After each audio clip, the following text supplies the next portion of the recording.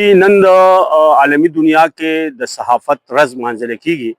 نو په دغه شان په دغه سلسله کې په پاکستان کې هم د صحافتي رز چې دا مناویږي.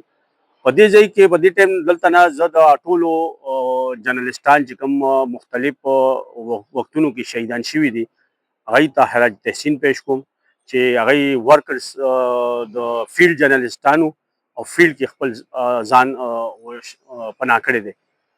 او د دې نه علاوه زه دې ځای کې چې کوم فیلډ کې کوم جرنالستان کار کوي هغوی ته دا اپیل کوم چې خپلو کې اتفاق او اتحاد پیدا کړي چې موږ تاسو د حکومت د لاسه کومې محرومۍ دي موږ ته چې هغه محرومۍ چې دی هغه ختم شي. دا صرف په اتفاق او اتحاد باندې ختمیږي. او بل چې موږ خپلو کې اتفاق او اتحاد دي نو د عوامي مسایل چې دی که نه هغه موږ بهترین طریقه باندې چې دی اجاګر کولی شو. نو زه بس اخره کې بیا فیلډ کې چې کوم جرنالستان کار کوي ته وایم چې خپل ضلعو کې ټاله شي، پریس کلب یې جوړې کوي، خپل اتفاق او اتحاد قایم کوي چې حکومت په دې خبره مجبوره شي چې هر څه تاسو له راکړي چې کوم تاسو ته نه میلاوي.